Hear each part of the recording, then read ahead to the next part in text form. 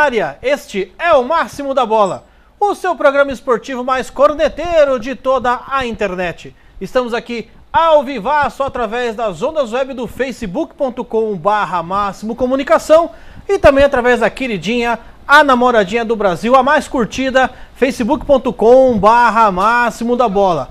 Entra lá, dá seu curtir, dá sua cutucada para ficar por dentro de tudo que rola aí no mundo da bola. Entra lá, dá seu curtir, facebook.com/Máximo da Bola. Muito bem, bom, o programa Máximo da Bola daqui a pouquinho começa, mas ó, te garanto, hein, a escalação hoje é completa. Não saia daí.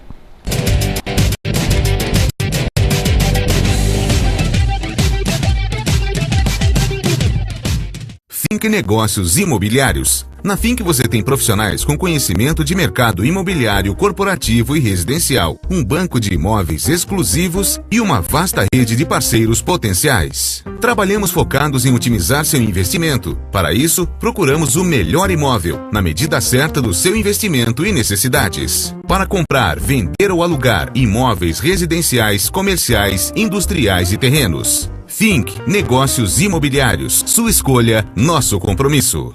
Guimarães Contabilidade, experiência de 21 anos no mercado. Traga sua empresa para nosso escritório. Abertura, encerramento e legalização de empresas. Declaração de imposto de renda pessoa física e jurídica. Guimarães Contabilidade, Rua Newton Prado, 224, Vila Hortência. Telefone 15-3234-5003. 15-3234-5003. Deixe a contabilidade da sua empresa nas mãos de grandes craques. Guimarães Contabilidade.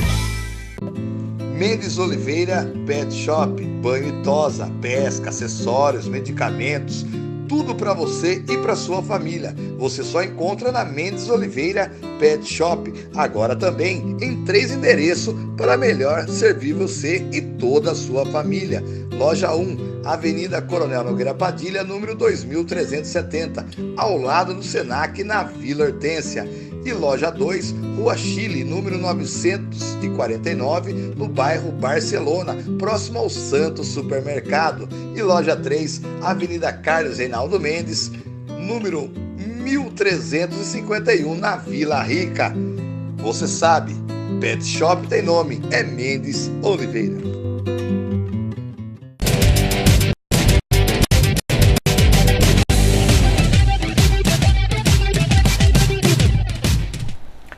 Muito bem, galera, já voltamos com o programa Máximo da Bola, ao vivaço para todo mundo, através das ondas web do facebook.com/Máximo Comunicação e também através da queridinha, a namoradinha do Brasil, facebook.com/Máximo da Bola. A fanpage oficial do nosso programa, entra lá, dá seu curtir, dá sua cutucada, facebook.com/Máximo da Bola. Muito bem.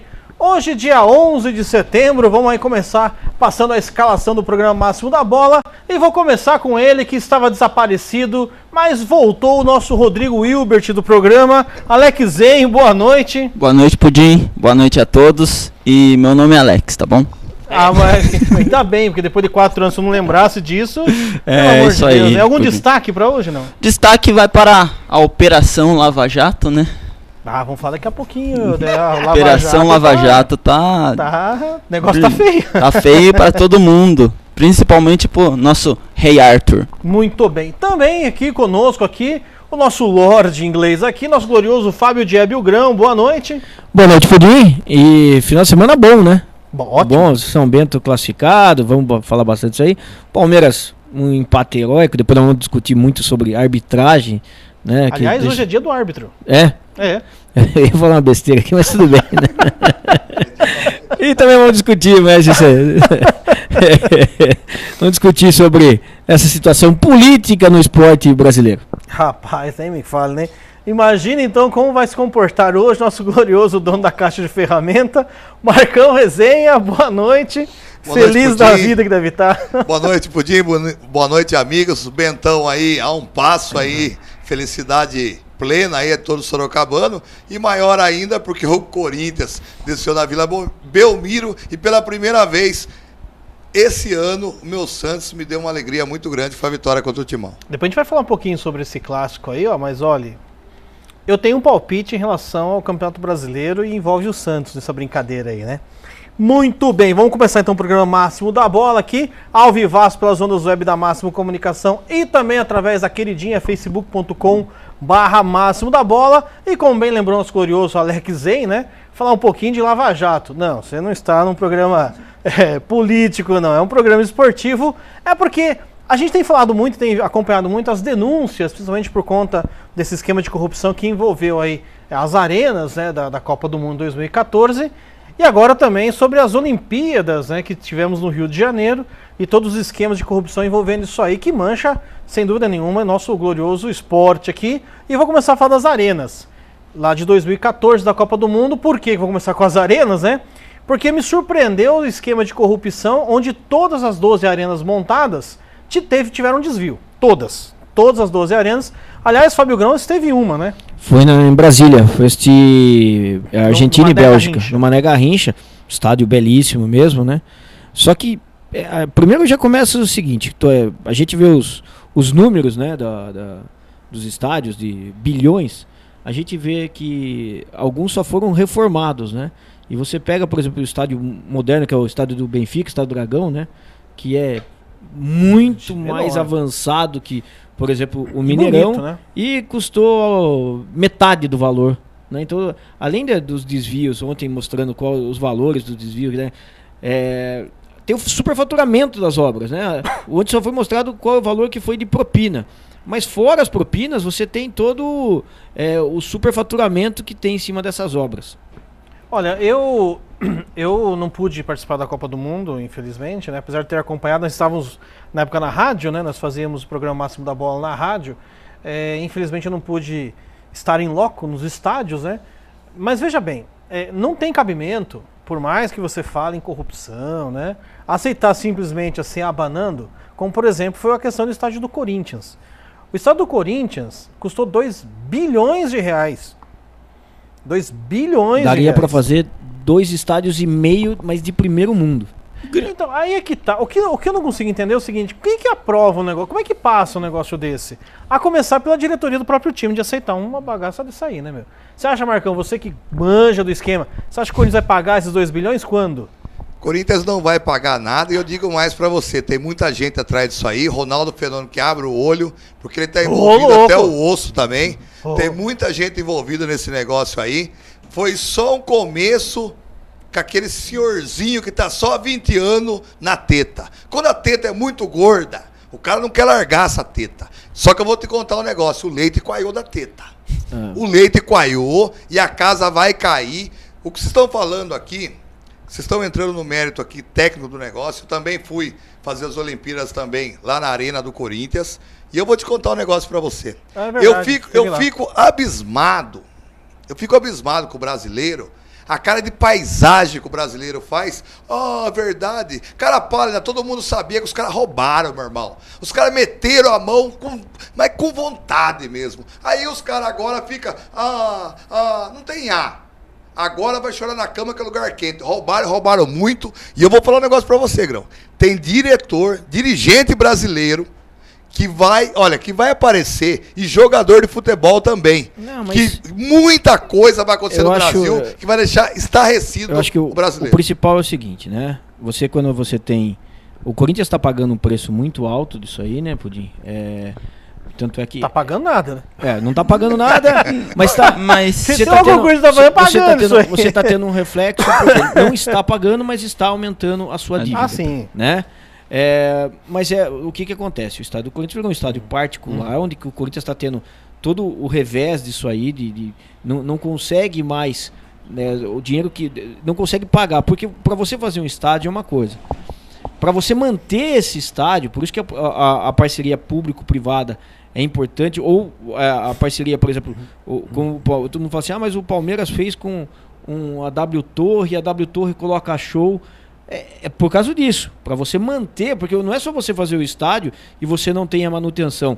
Eu não tenho os números exatos, mas o SIC, que é uma coisa pequena, né, perto dessas arenas, se eu não me engano, a manutenção do SIC é mais de 100 pau por mês.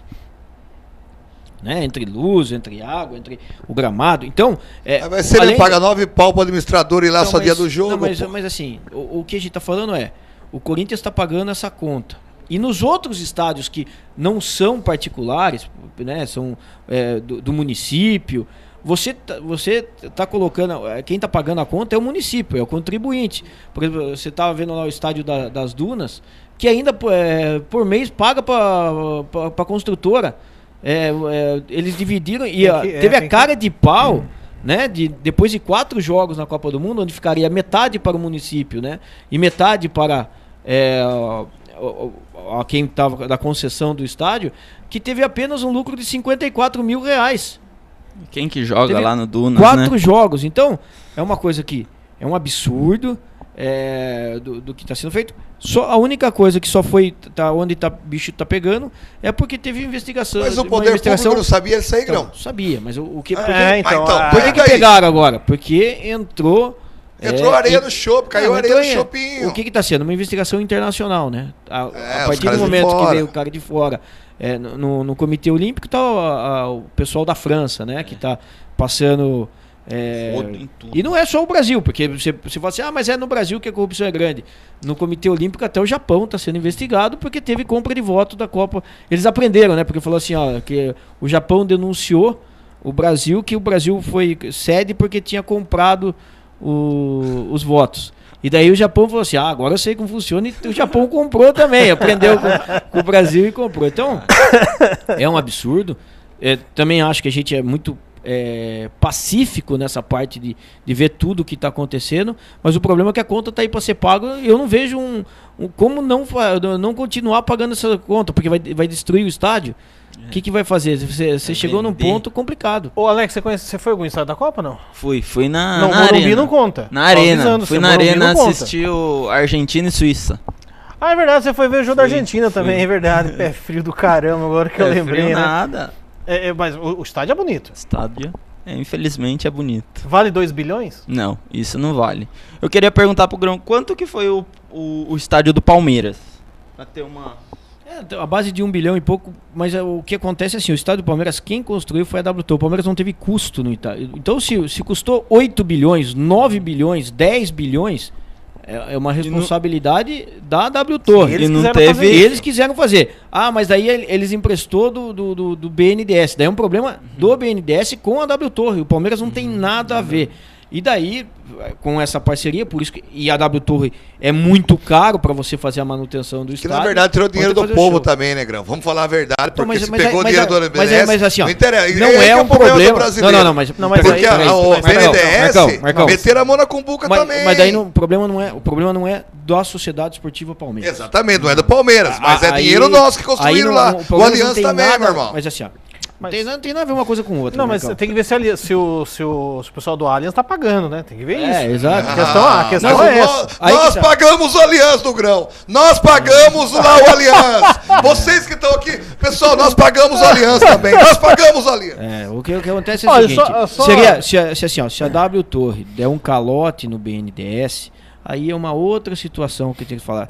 Como está sendo tudo pago, aí é uma natural, você pode pegar dinheiro do BNDES, cada um vai construir, a gente sabe de quanto da iniciativa privada pode construir. Então, o problema foi pego, por exemplo, para mim o maior absurdo por exemplo, você ter feito um estádio em Cuiabá, onde não tem futebol. Solteiros contra casados. Tem. Solteiro e casado. Tá lá, pô. Misto? Como não? Então você tem... Misto quente. Você não precisava ter lá. Tem alguns estádios... mesmo Brasília, né? Com o Mané Garrincha, que mesmo da reforma, porque se fosse em Goiânia, que você tem o Goiás, você tem o Vila Nova, que ainda Atlético tem o Atlético Goianiense, que você ainda tem futebol, é uma situação. Agora o Brasília não tem futebol. Então entra no... Mas como falou, era aquele negócio, né? Antes da Copa, o cara até apelava, né? Se não ficar pronto, olha a vergonha que vai ser. E daí acelerava. Grão, mas o Erlon César, também o Pelinho, que daqui a pouco ele vai conversar, viu, Pelinho? Você é aquele corintiano fanático, você me aguarda daqui a pouco, também a Missadai. Os caras colocaram e mandaram pra mim aqui que realmente nós pagamos a Aliança e agora sim nós estamos descobrindo aonde foi uma parte do dinheiro do BNDES. Então, nós pagamos a Aliança. Então, assim, ó. Olha, deixa só pra terminar aqui, assim, ó. Existem horas que você tem que tirar sarro e brincar. Esse é um assunto que não se deve brincar. Principalmente, cara, Principalmente porque quando você está passando a informação, tem assuntos que você pode tirar sarro. Esse assunto de corrupção é um assunto que não deve entrar em brincadeira, porque... Mas não é brincadeira, não foi o BNDES que pagou? Não, assim, existem coisas que você pode tirar sarro. Esse é um assunto... O brasileiro, você acabou de falar, a gente leva muito na brincadeira. Então, a partir do momento que você leva a corrupção na brincadeira, é isso que acontece. A parte de corrupção, nós temos que não tirar sarro, não fazer isso aí, é bater de frente. Então, quando você vai passar a informação para a pessoa, você tem que passar a informação correta. Não, mas é assim... Mas não deixa de ter que ser investigado sim, porque quando o dinheiro do Banco BNDES, tem que investigar sim. É assim, só para acertar a questão do BNDES é o seguinte... se o Allianz emprestou ou não do BNDES, tem que pagar, pronto, acabou. Assim como o Corinthians também usou recurso público para fazer o seu estádio. Não vou nem citar o caso do Morumbi, que o terreno já era público naquela época, né? Não vou nem citar, mas independe. A questão em si é o seguinte, fizeram um puta de um esquema, desculpa, não pode falar isso, mas tudo bem, um baita de um esquema de corrupção, envolvendo dinheiro público, nosso dinheiro, e não só isso, envolvendo a nossa moral. A nossa credibilidade, que nunca foi uma das 10 melhores do mundo, inclusive o nosso amigo Erlon, que está lá em Londres, pode até falar o que ele pensa, o que o povo pensa um pouco do brasileiro aqui, né? Pensa que o Brasil é só carnaval e futebol, né? E a Amazônia, né? E a gente tá falando da Copa do Mundo, né? Não da chegamos nem na Olimpíada, imagine. E nem vou entrar hoje na Olimpíada, que não vai dar espaço, né? Porque ontem também já saiu o esquema da Olimpíada, que o Brasil comprou os votos para a Olimpíada ser no Brasil. E da Olimpíada eu posso falar, porque aí a Olimpíada eu estive lá, que foi algo sensacional aos meus olhos, uma coisa de primeiro mundo mesmo, me surpreendeu muito toda a estrutura, mas aí no próximo programa a gente fala sobre o esquema de corrupção aí da Olimpíadas. Mas é isso, o futebol, o nosso futebol brasileiro, que a gente sempre tem falado em questão de 7-1, o nosso futebol é o eterno 7-1, vai ser assim por enquanto nós tivermos esse tipo de dirigentes encabeçando qualquer tipo de esquema, como está sendo feito agora, em relação às Copas do Mundo, tem que aplaudir a Polícia Federal, né? Tem que pegar mesmo. Se tiver que o Corinthians tiver que devolver o estádio, tem que devolver. Se o Allianz não estiver pagando o palestra, tem que devolver também. Mas enfim, a gente só tinha que colocar isso em pauta, porque nossa indignação realmente é grande em relação a isso. E aí, mais uma coisinha para destruir o nosso glorioso futebol brasileiro. Eu creio que enquanto não tiver uma coisa que seja aquém da CBF, nós não vamos muito longe em relação a melhorias aqui no nosso futebol. Pois bem, vamos atender então aí o pessoal do... o Dirceu, o Pelinho, o Erlo, o pessoal tudo tá falando, vamos falar de futebol então, vamos começar a falar de futebol. E nós vamos começar a falar do futebol da Série C do Campeonato Brasileiro, onde o nosso São Bento venceu esse fim de semana, Volta Redonda, jogo aqui em Sorocaba, garantiu a primeira colocação e agora vai enfrentar o Confiança. Faltam só 2 jogos para sacramentar aí a sua ida à Série B do Campeonato Brasileiro. Fábio Diabio Grão, Marcão e Alex Zen, vai ser um grande salto. O primeiro do jogo é o São Bento, mesmo com alguns desfalques, e o Paulo Roberto teve uma mudança, né? Ele colocou o Éder um pouquinho mais avançado, que é uma posição que eu acho que ele até rende mais como segundo volante mesmo, mas o São Bento, de novo, o Paulo Roberto tem o time na mão, soube o que fazer, o time não toma gol, né? É um time que tem uma postura tática. Muita gente fala assim, é retranqueiro. Não é, ele tá jogando conforme o regulamento. Ele não tinha que tomar o gol para sair com empate, pelo menos, para decidir em casa se ia ser primeiro ou não. Aí primeiro ou segundo, teve o time do Tupi que perdeu pro Bragantino ainda, né? Ajudado. Então, São Bento fez o seguinte, São Bento jogou fechadinho, fez 1-0, não sofreu grande pressão, só no final do jogo lá, que o Volta Redonda precisava do empate, foi para cima. Só que o São Bento agora tem a diferença, que é o seguinte, o São Bento, pela primeira vez no campeonato, ele é favorito, né? Porque quando o São Bento começou o campeonato, você tem que pensar como a gente começou falando no campeonato, que o São Bento ia disputar para não cair. De repente, no meio do campeonato, o São Bento estava brigando pela classificação, né? Mas sempre a nossa parte, o São Bento fez. E agora, contra o Confiança, o São Bento é o favorito ao acesso, sim. Então, vamos ver como que o São Bento vai se portar.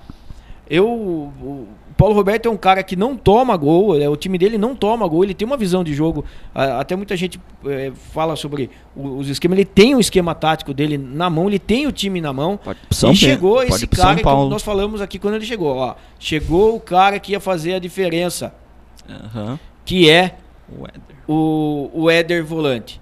Então o São Bento agora vai pegar o Confiança em Aracaju, na minha opinião, era o time mais fraco que o São Bento podia pegar. Até o Cuiabá é mais forte, até o Remo era mais forte que o Confiança. O Confiança, 4 rodadas atrás, ele estava na zona de rebaixamento. Foi quando ele ganhou as 3 seguidas lá e foi para a classificação. O time do Confiança subiu agora nesse momento, mas eu acredito muito mais na classificação do São Bento. Agora, é aquela situação, nós temos o jogo decisivo fora de casa. Se vem pra cá com um empate, aí é a hora do São Bento colocar, que até eu tava num grupo da Série C do Campeonato Brasileiro, torcedores no Facebook da Série C, e o que mais pega no pé é o seguinte: como que pode um time que leva 2.000 torcedores por jogo terminar em primeiro? Então, porque a média de torcedores do outro grupo, com todo mundo, com Fortaleza, com Remo, com Sampaio Correia, é muito forte. Então agora está na hora, lá, né, na hora da torcida do São Bento, uma cidade de 700 mil habitantes, lotar o estádio no jogo de volta. Mas primeiro tem esse jogo agora nesse final de semana, um empate pro São Bento tá ótimo. Principalmente se for com gols, né? Jogo de mata é muito importante, isso que o Grão disse, Grão, mas de tudo isso que você falou, também é bom ressaltar que o São Bento também não jogou aquele grande futebol também. O Éder, quando ele faz o gol, a bola sobra para ele, foi oportunista naquele momento, não era o melhor jogador, não era aquele Éder que nós estamos acostumados a acompanhar aqui em Sorocaba e também em outras jornadas, tá? O São Bento teve um pouco abaixo, mas o São Bento, mesmo jogando abaixo, o São Bento conseguiu uma ótima vitória, evidentemente, classificando em primeiro lugar. Algo que nós tínhamos falado aqui a respeito sobre, por exemplo, o Botafogo de Ribeirão, que poderia aí despontar com uma grande equipe. O São Bento realmente mostrou que mesmo jogando em baixa, é uma equipe que pode crescer muito. A possibilidade do São Bento ter esse acesso é muito grande. Agora, a respeito do que você disse, Paulo Roberto também, ouvindo o Paulo Roberto hoje, Paulo Roberto tem algumas alternativas que esse São Bento deixa os torcedores ainda mais felizes. Por quê? Porque ele tem algumas cartas na manga que ele vai usar a partir de agora. Ou seja, ele tem um grupo que está na mão dele. E isso o São Bento, o grupo todo, acredita e sabe que a possibilidade realmente é real do São Bento ir para a Série B. Agora, sobre a torcida, eu acho também que a diretoria do São Bento, juntamente com toda a torcida do Formizado do São Bento, deve fazer um trabalho nas entradas da cidade, assim como foi feito em cima da ponte Francisco Deloso, que ficou muito bonito ali, a Chopp, se não me engano, um dos nomes da torcida do São Bento, colocaram ali uma bandeira grande ali, ficou muito bonito. Parabéns a vocês, torcedores do São Bento. Faustinho, você que é dos líderes da torcida, organizar o pessoal, Avenida Ipanema, Avenida Itavuvu, vamos colocar Avenida Independência, vamos colocar faixas, vamos pôr bandeira, vamos mexer com Sorocaba, nos grandes hipermercados, vamos chamar esse povo. Então eu acho que chamar também o povo é importante nesse momento. Não somente acender a tocha e falar, vem torcedor, ir a campo, chamar as grandes mídias, realmente fazer uma festa, colocar carro de som na rua, chamar o torcedor pro povo, Walter Ribeiro. Quando tinha aquela, Purinho, eu acho que você também acompanhou muito, quando tinha aquelas carreatas, lembra? Que sim, era lindo. Eu lembro. Então, eu acho que tá na hora, porque é o jogo, assim, ó, a diretoria fez o papel dela, tá? Sim. A diretoria fez o papel dela. Pessoal, o prêmio para os jogadores está estipulado, não é que a gente tem que ficar falando de valores, mas é um bom prêmio para os jogadores, quer dizer, a parte financeira, a parte estrutural, a parte dos jogadores, está tudo pronto para o São Bento subir, né? A gente sabe da responsabilidade, sabe que é um jogo de futebol, de repente pode dar tudo errado, né? Mas tá tudo pronto. Tá tudo a favor, né, Grão? Tudo a favor, e assim, se tem aquele cara que só pisa no pé direito, aquele negócio, o ano passado o acesso foi contra um time de Sergipe também. E sem repita, né? Sem falar que esse mês São Bento completa 104 anos, né? São Bento, o acesso viria aí para coroar Aniversário do Bentão, hein? O São Bento que na sequência no campeonato da Série C vai enfrentar o Confiança, o primeiro jogo no próximo dia 17 às 19 horas, jogo lá em Confiança. E o segundo jogo decide aqui em casa, São Bento e Confiança no próximo dia 24, daqui 2 domingos, às 19 horas, jogo aqui no SIC, no Walter Ribeiro. Olha, eu acho que a gente falou sobre a questão da torcida, tem a questão do ingresso. A gente sabe que o ingresso às vezes é um pouco mais pesado, um pouco mais, enfim, seja lá, né? Mas assim, por mais que seja um pouquinho salgado o ingresso, cara, é um momento único na vida do São Bento. É um momento único na vida da cidade de Sorocaba, né? Acho que em nenhum momento o São Bento chegou tão próximo assim de uma classificação como a Série C como chegou agora. Eu acho que vale um pouquinho a força, eu acho que nós temos que confiar no time, como disse nosso glorioso Anex Zen. Temos que confiar, eu acho que vale a pena sim. Afinal de contas, se subir para a Série B, muda tudo. Muda a realidade, muda patrocínio. Não, é algo em torno da CBF. Primeiro que você já muda a viagem, já vai toda de avião que é pago pela CBF, os hotéis. E é algo em torno que entra pro clube da CBF de 500 pau por mês. Quer dizer, você sai daquele... já muda, já é outra coisa. Sem falar, mil por sem mês, falar então das transmissões, né? Sport TV, da Globo... Da Rede TV. É o jogo, é o final, é o clima de final de Copa do Mundo pra isso aí. Pô, Rede só TV também só perguntando também, por quê? A série tá de piada, né? Só perguntando pra vocês, não sei se o Grão, o Alex e também o Pudim vai conseguir passar essa informação pra mim, um amigo que tá em casa nos acompanhando, né? O São Bento chegando até a final do Campeonato Brasileiro, ele pode disputar a final aqui no Walter Ribeiro ou não? Pode, Série C pode. Pode, o público é cabível. Pode. Seria maravilhoso São Bento uma final aqui, né? Mas falar bem a verdade pra você, se o São Bento subir, olha, aí se vai chegar pra final, se não vai. O que importa é ganhar. Até o Pudim vai amarrar um foguete se o São Bento subir. O Pudim não bebe mais, pô. Não, bebo. Eu só bebo nos dias que termina em feira e nos fins de semana. E no dia da transmissão dos jogos. Depois dos jogos, é claro. Parecendo o Guilherme Garcia, pô. Guilherme Garcia, o Zé Gotinho e Tapetininho, um grande beijo. Nós estamos aguardando a volta também do nosso glorioso Guilherme Garcia para estar com o time completo. Tá aqui o Roberto falando, Grão, quero ingresso pro jogo. Compre. Paulão falando, Fábio Grão a Pururuca. Fábio Grão a Pururuca, muito bem. Queria de Marcão Resenha, eu estou vermelho aqui. Eu estou vermelho não é por cachaça, é porque ontem nós fomos fazer América e Vila Helena. 2 times que vão brigar pelo título. Pode colocar isso aí. E eu fiquei no sol. Então imagine como eu estou contente com o Marcão. Mas não forneceram lá, a diretoria do América não forneceu pra você um guarda-sol? Forneceu, por isso que eu tô vermelho assim, né? Beleza. Aproveitar e mandar um abraço pra galera que tá nos acompanhando através. O Marcão, ele não tem esse problema de ficar vermelho, né? Pergunte pra quem... Aliás, nem o Paulão Ribeiro. O baluarte do futebol sorocabano, do futebol varziano, nosso glorioso Paulão Ribeiro, um grande abraço aí. Queria mandar um abraço aí, pessoal. O Erlon tá dizendo aqui que ele perdeu a aposta pro Cesário. A Janaína, minha querida Jana Moura, lá de São Bernardo. Boa noite, André, Pudim, Grão, todos corneta, salve. Eu não, vou me isentar deste problema, né? Até o Erlon tá falando que o Marcão veio com tudo, hein? Acho que é por causa do negócio do BNDES, tava falando lá, né? Arnaldo Pereira de Souza, nosso glorioso Arnaldo PC, um grande abraço aí, São Paulino Roxo. O Dirceu Sanches falando boa noite, pessoal, que é o Pelinho, né, que nós já falamos aqui. Paulo Sérgio Alves, Bentão até a morte.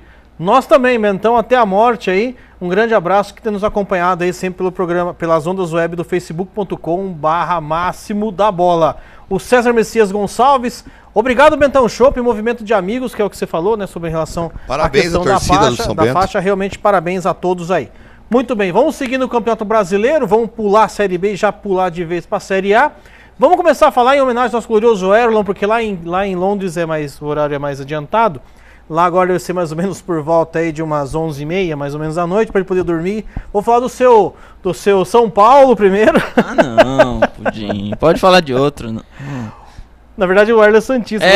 Eu acho que você tá falando... O São Paulo que jogou nesse fim de semana, trupicou de novo, dessa vez contra a Ponte Preta, empatou 2-2 e o São Paulo, sou franco em dizer, tá jogando pra cair. Então, além de estar jogando pra cair, o São Paulo é um time medroso, né?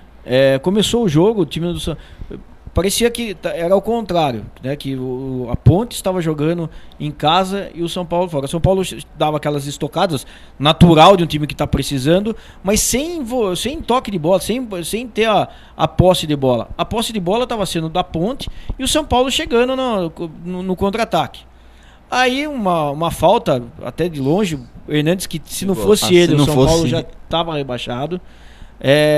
Meteu na gaveta que o Aranha podia jogar luvas, que não dava para pegar a bola. E eu pegar. E depois do gol, recuou de novo. No segundo tempo, quando parecia que o São Paulo estava melhor, estava forçando, o Aranha fez uma falha.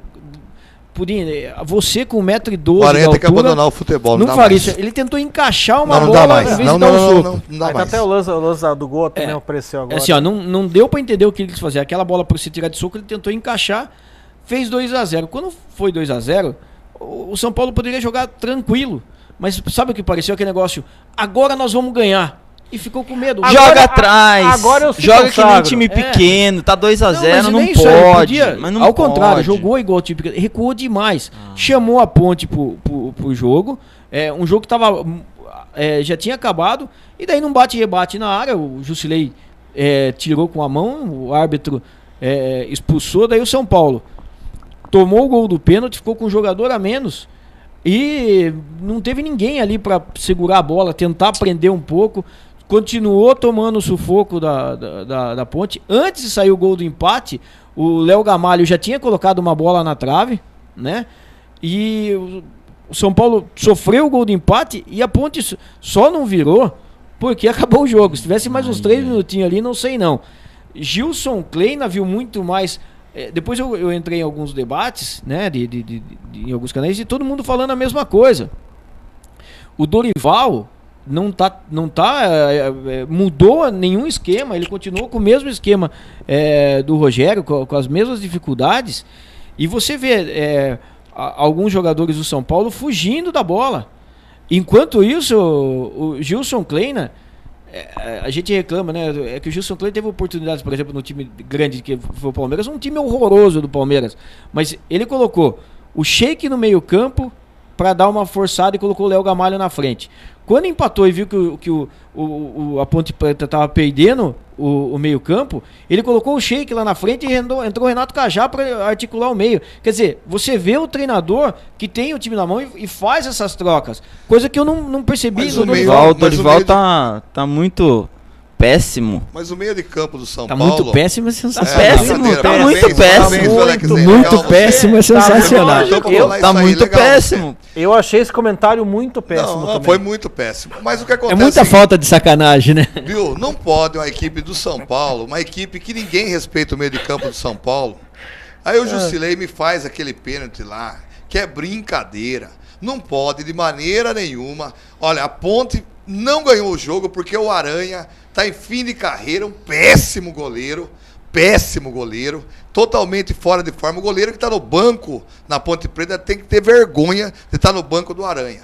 Mas a equipe do São Paulo realmente, mais uma vez, foi medíocre.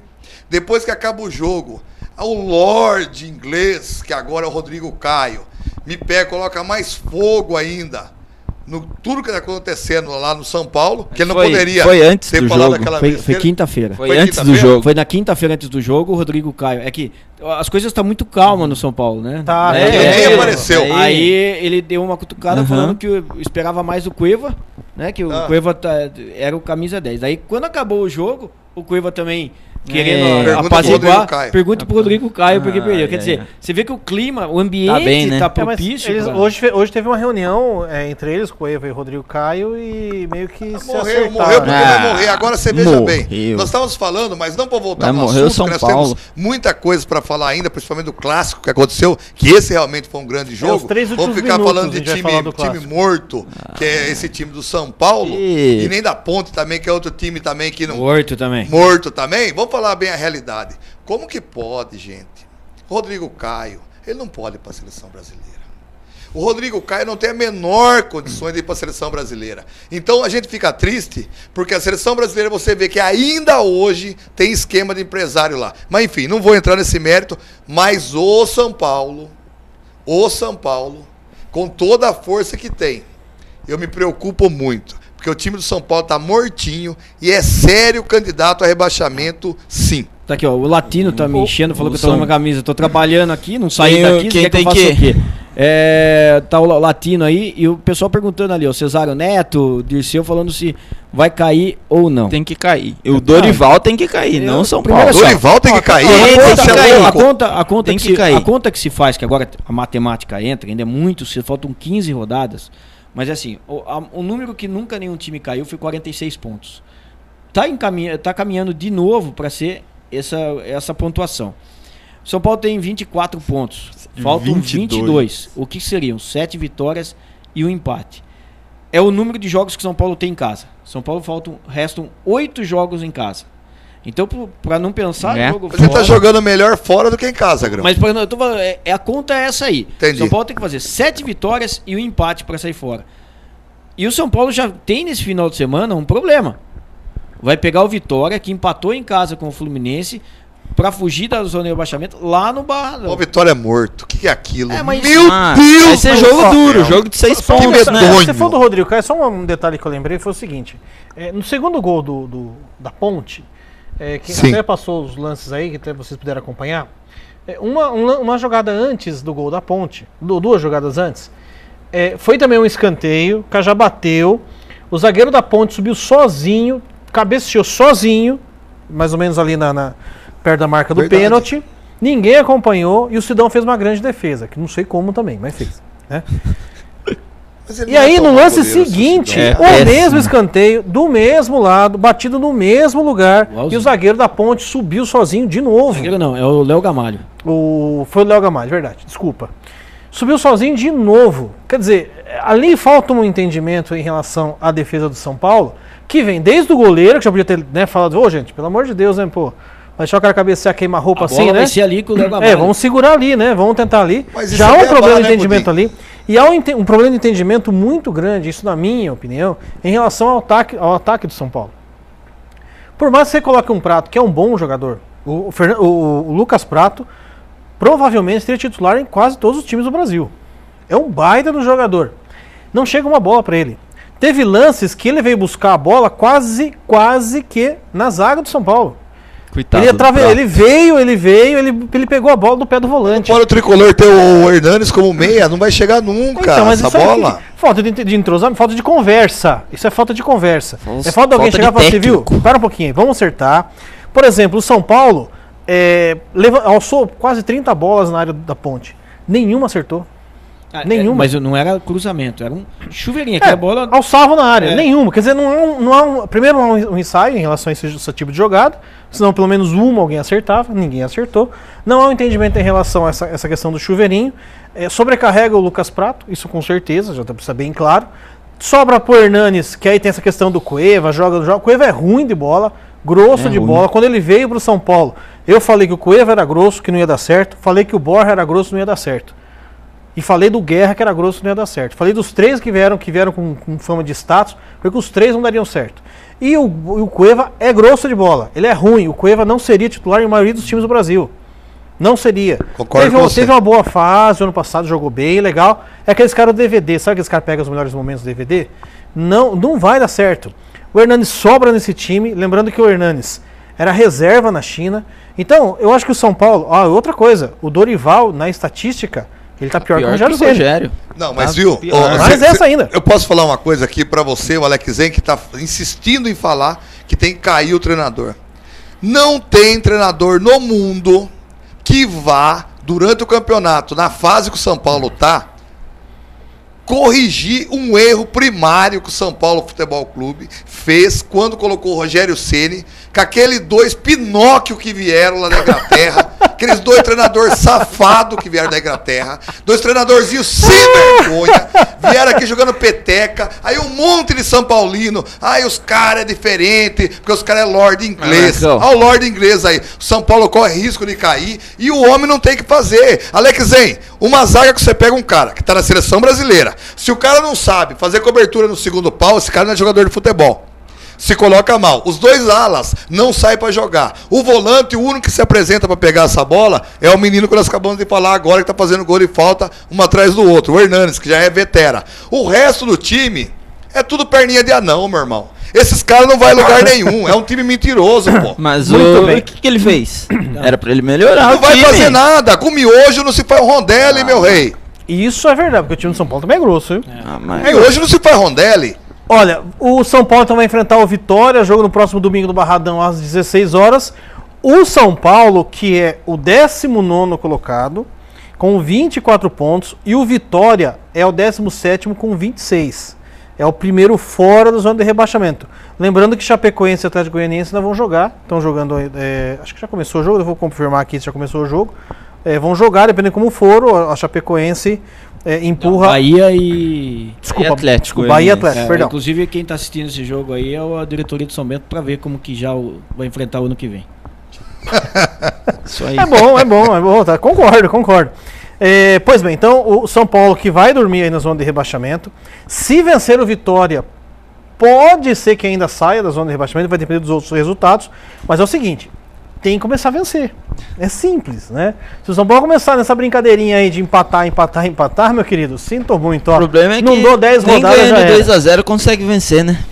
Jogou como diz o Grão, não jogou nem como time pequeno. Se jogasse como time pequeno, não tinha perdido aquele jogo. Não mesmo. Nem ferrando. E a Ponte, com a vitória, foi a 28 pontos, é o 13º colocado. Então, São Paulo e Vitória no Barradão, no próximo domingo, 16 horas, jogo de vida ou morte. Esse jogo talvez seja aí o fator pingo d'água do São Paulo. Acho que se perder, dificilmente começa a se reerguer. E se vencer, pode ser que saia dessa zona de rebaixamento. Muito bem, seguindo no Campeonato Brasileiro, vamos falar do seu Palmeiras, senhor Fábio Diebe e o Grão. Fala rapidinho do Palmeiras. O Palmeiras que jogou neste fim de semana contra o Atlético Mineiro, também empatou. Vamos falar rapidinho do Palmeiras aí, que tem ainda para falar do clássico, mas assim, o Palmeiras começou o jogo melhor que o Atlético Mineiro, e daí entra uma coisa que a arbitragem foi muito infeliz. Eu não tô falando nem em si, usou 2 critérios. Aliás, dia do árbitro hoje. Né? Feliz dia do árbitro aí. Aí o que acontece assim, começou o jogo, teve um pênalti numa bola, eu acho que foi muito mais pênalti que todos os pênaltis que ele marcou. O William bateu uma bola, o Luan estava com o braço aberto, a bola bateu no braço do Luan. Muito pênalti. Então você tem que, pênalti claríssimo. você tem que ver se o critério. Ele não deu. Aí o Palmeiras, depois dos 15 minutos, morreu. O Atlético Mineiro veio para cima do Palmeiras. E daí quando você tá numa fase que dá tudo errado, o Egídio foi lá e chegou atrasado numa bola. Ele marcou um pênalti, se ele não desse... discutível. É discutível, mas é aquele negócio. Se ele não desse, você tem que usar critérios. E ele achou que quando chegou atrasado e bateu dentro da área, seria um pênalti. Ele deu, o Fernando Praz pegou. Aí começa a sucessão de erros, de critérios que você não tem. O jogador do Palmeiras, o Daverson, estava no chão. O jogador do Atlético Mineiro chutou o Daverson no chão. Ele não deu nada. Na sequência, o Palmeiras foi e fez 1-0. Num contra-ataque, Daverson, que ele só tem vontade, mas tecnicamente ele é fraco. O Palmeiras daí começou a dominar essa partida. Teve um lance daí absurdo de uma falta em cima do Moisés, de puxar o Moisés. Ele não deu a falta no contra-ataque. Falta para o Atlético Mineiro na bola jogada na área. Pênalti e expulsão do jogador do Palmeiras. Errada a expulsão, porque ele poderia ser expulso, mas o cartão amarelo e depois o vermelho. É uma coisa simples, ele deu vermelho de cara. Foi então, vermelho direto. Quer dizer, 2 critérios, nada a ver. Aí o Atlético Mineiro fez o gol de empate. No segundo tempo, mesmo o Palmeiras com um jogador a menos, o Palmeiras estava melhor. Até chegar o pênalti, realmente, que foi pênalti pro Palmeiras, onde o Daverson, eu nunca tinha visto na minha vida. Foi a primeira vez que eu vi um jogador bater pênalti de tornozelo. Eu nunca tinha visto um jogador bater pênalti de tornozelo. Aí errou o pênalti, mesmo com um jogador a menos, o Palmeiras continuou. Era um jogo equilibrado, poderia ter dado Atlético como o Palmeiras. E daí você tem uma bola onde o Valdívia vai 2 vezes por cima para pegar o William, 2 vezes por cima. Na segunda ele dá uma solada e o William chuta o Valdívia no chão. Você vai expulsar o William, então você teria que ter expulsado o jogador do Atlético Mineiro que chutou, que foi a mesma coisa. E daí ele não deu nem cartão amarelo pro Valdívia que veio por cima. Quer dizer, voadem sem critério nenhum. E o Palmeiras ficou com 2 jogadores a menos. Com 2 jogadores a menos, o Atlético Mineiro não fez uma pressão normal de quem tá com 2 jogadores a menos, nada mais. E o Palmeiras no final do jogo, ainda com o Moisés, quase faz o segundo gol. Então o Palmeiras, pela circunstância, com um bom resultado, né? Um empate lá em Minas. Agora, ainda está devendo. E daí entra naquela coisa. Algumas contratações do Palmeiras, a torcida tá meio brava pelo valor gasto, que o Marcão sempre fala. Não é que o Daverson não podia vir, mas pelo valor gasto pelo Daverson, o jogador que teria vir teria que ser muito melhor. Então o time do Palmeiras... E ele não poderia perder aquele pênalti, né, Grão? Não, ele bateu, até tá mostrando aí, ele bateu de tornozelo. Tem que eu sentar, nunca tinha, foi a primeira vez. E explicar pra ele aqui, que ele tá nos maiores times do mundo. Tá aqui, ó, ele não pode pegar e bater um pênalti daquele. O Latino tá falando, Verdão na Libertadores 2018 falou que o Daverson é o novo Alexandre, né? Então, o time do Palmeiras diminuiu em mais um ponto a vantagem, mas, Pudim, o Palmeiras está a 13 pontos do líder. Vamos fazer... Esquece alguns jogos que o de empate a gente nem liga, mas a derrota em casa pro Chapecoense, a derrota em casa pro Atlético Paranaense e o empate com o Vasco, que eram os 3 jogos que o Palmeiras tinha que vencer, que eram naturais. Ele tá falando de 8 pontos. Tem mais um. A vitória, a derrota pro Corinthians. Com o Corinthians com o jogador. Era esse para estar brigando, principalmente pelo investimento do que foi feito. Então agora o Palmeiras tem um jogo na segunda-feira, onde ele vai acompanhar a rodada. Eu acredito que o Corinthians não vai perder ponto nessa rodada, mas fica aqueles 13 pontos. Para o Palmeiras chegar lá em cima, tirar a média de 1 ponto por rodada. Ainda dá tempo, mas ficou muito complicado. E esse Micali é ruim, hein? É muito amigo ruim. do Marcão Resenha? Amigo pessoal do Marcão fraco. Resenha. Mas o Alex Zen, eu acho que ele tá fazendo campanha contra os treinadores. Não é possível. Mas o Micali é fraco. Não é possível. Mas depois a gente vai falar do Micali então, porque a gente senão não vai dar tempo de falar do clássico, e daí os caras ficam falando que a gente tão... Eu quero falar com o Pelinho hoje. Pelinho, Dirceu Sanches, hoje você vai me aguentar. Mas assim, então o Palmeiras pega o Curitiba na segunda-feira. Falar que o Palmeiras vai ser desfalcado de Luan e o William, não pode falar que eles são desfalque, porque o zagueiro ali pode jogar o Juninho pela esquerda, apesar que eu tô sabendo de algumas informações que Felipe Melo deve ser o zagueiro.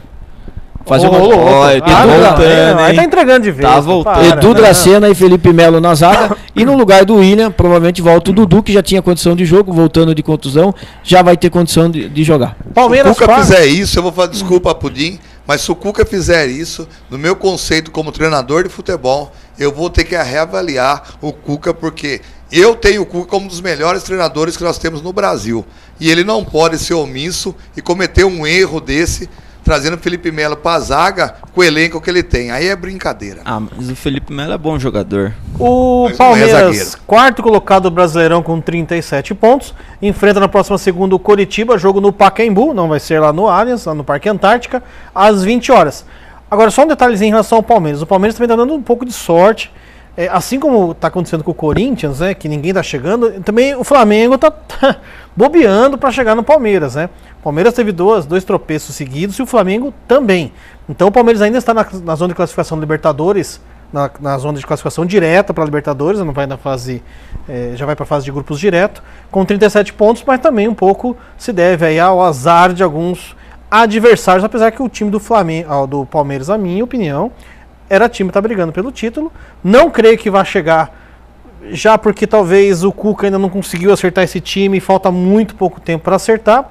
Com essa história do Felipe Melo aí, vamos saber como ficará a questão da nossa gloriosa Sociedade Esportiva Palmeiras. Deixa eu só aproveitar aqui, ó,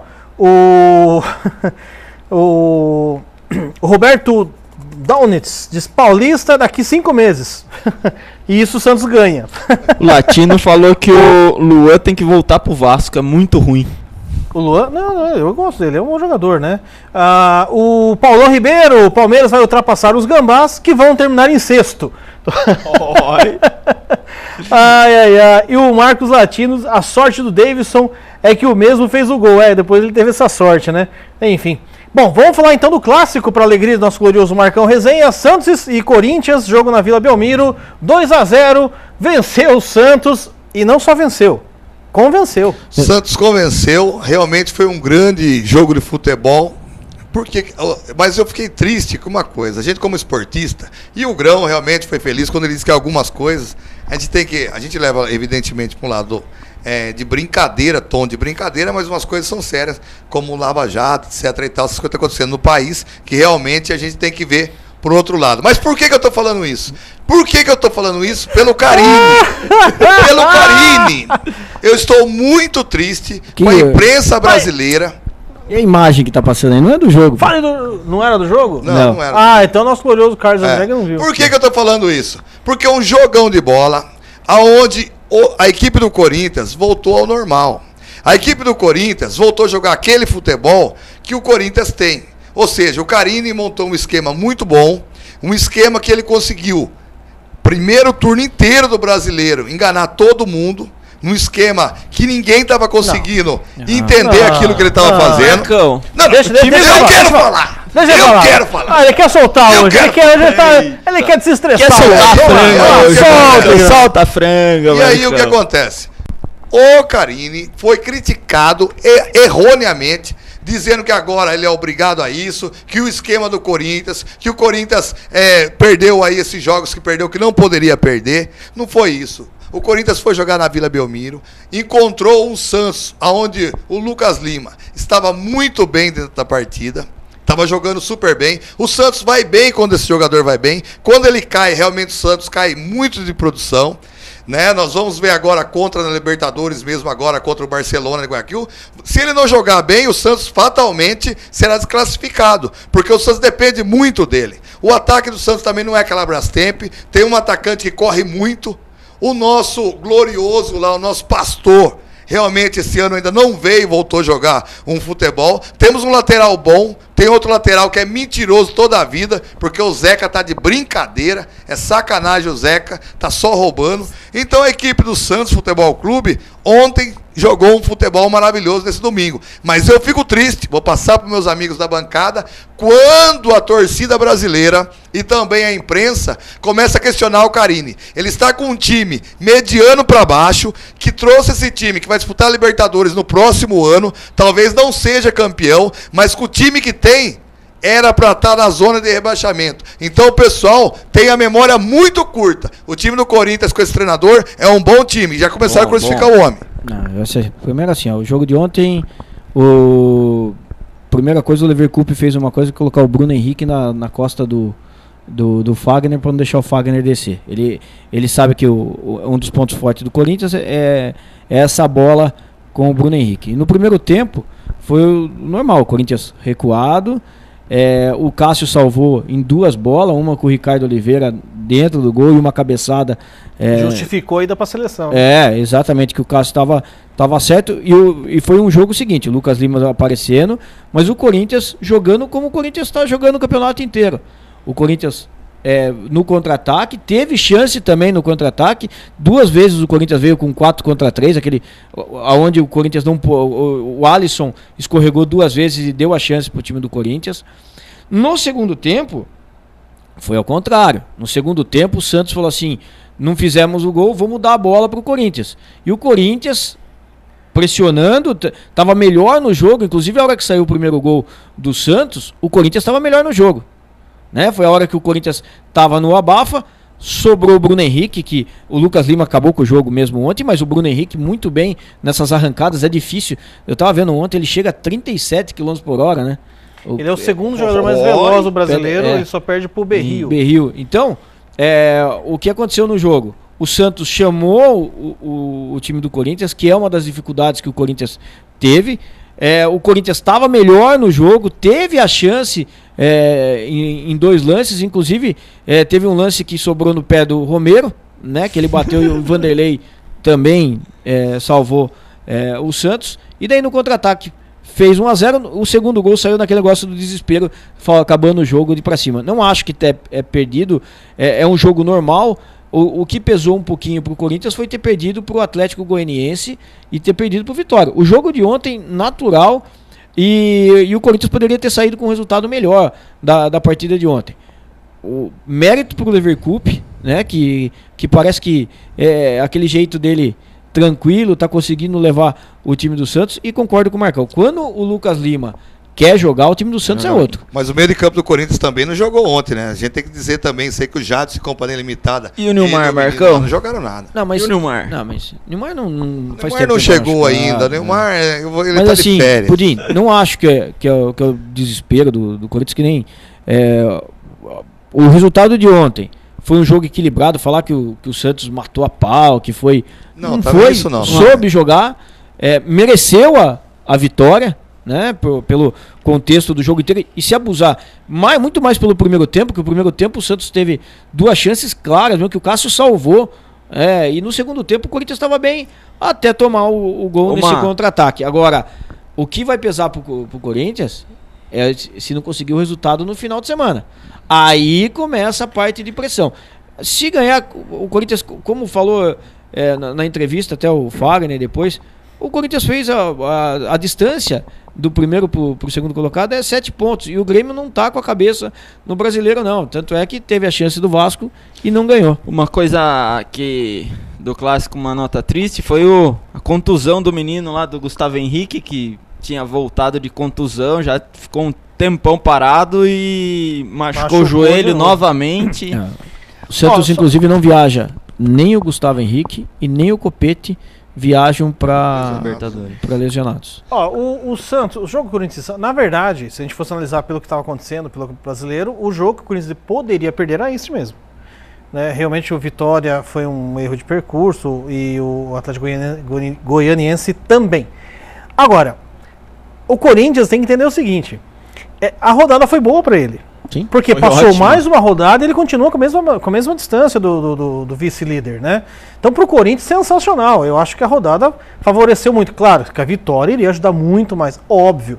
Mas já que não aconteceu, eu acho que pro Corinthians foi muito bacana. Só um minutinho, Marcão, só me passar aqui o negócio. Porque o Corinthians vai jogar nesse meio de semana contra o Racing pela Copa Sul-Americana. Jogo na sua arena, 21h45. E o Santos, pela Libertadores, enfrenta o Barcelona. Não aquele, o de Guayaquil, lá no Monumental de Barcelona, lá no Equador, 21h45 também. Então vai dar aquela pausa no Brasileirão. No Brasileirão, na sequência, o Santos enfrenta o Botafogo, jogo no próximo sábado no Engenhão, no dia 16, e o Corinthians enfrenta o Vasco, jogo na sua arena, às 16 horas no domingo. O Santos, 41 pontos é o terceiro, o Corinthians continua líder com 50 pontos. Pois não. Pudim, eu queria dizer... Só para dizer que vai acabar o programa. Sim, eu queria dizer para você que o nosso querido amigo Pelinho, ele entrou nas redes sociais falar comigo a respeito desse clássico. E eu teria que falar agora perante vocês que o Pelinho é um brincalhão. Pelinho, o seu Corinthians é um brincalhão. Vocês não têm um volante para poder marcar o meia do Santos. E chupa que é peixe na cabeça. Muito bem. Então, bom, pessoal, então é o seguinte, tá acabando o programa, hein? Só aproveitar e mandar um abraço aqui, o Dirceu Santos dizendo siga o líder, o Rodrigo de Souza Antônio dizendo também siga o líder Sardinha. Aí tá o Dirceu falou que o Vanderlei salvou, e salvou mesmo, né? O Marcos Latino perguntando quem é o Romero. É o irmão gêmeo daquele outro lá que joga no Paraguai, que joga bem, né? Que joga bem, né? Enfim, toda a galera nos acompanha através das ondas web do facebook.com/máximo da bola. Bom, tá na hora de ir embora. Alexem, boa noite. Boa noite, Pudim, boa noite a todos. Uma semana maravilhosa e fiquem com Deus. Muito bem. Senhor Fábio de Abelgrão, boa noite. Boa noite, Pudim. Hoje fizemos falando da Lava Jato, não deu pra falar da Várzea, mas fiz lá América e Vila Helena. Os dois vão chegar, viu? Time bom os dois. Um abraço pra todo mundo, segunda-feira estamos de volta. Marcão Resenha, daqui a pouco tem o jogo, né? Pessoal, a partir das 20 horas, toda segunda-feira, aqui na TV Com, então os jogos da Várzea. Fique com Deus, um abraço do Marcão e no próximo final de semana estaremos em mais um gramado do Varziano. Muito bem, então lembrando a toda a galera que quiser acompanhar conosco aí através do facebook.com/máximo da bola, só cutucar lá para ficar por dentro de tudo que rola no mundo da bola. Então daqui a pouco através do www.tvcomsorocaba.com.br você vai acompanhar esse grande jogo que nós fizemos nesse fim de semana aí do nosso glorioso Campeonato Varziano, a Taça Cidade de Sorocaba. Um beijo do Gordo a toda a galera que nos acompanhou através do Facebook. Até segunda-feira.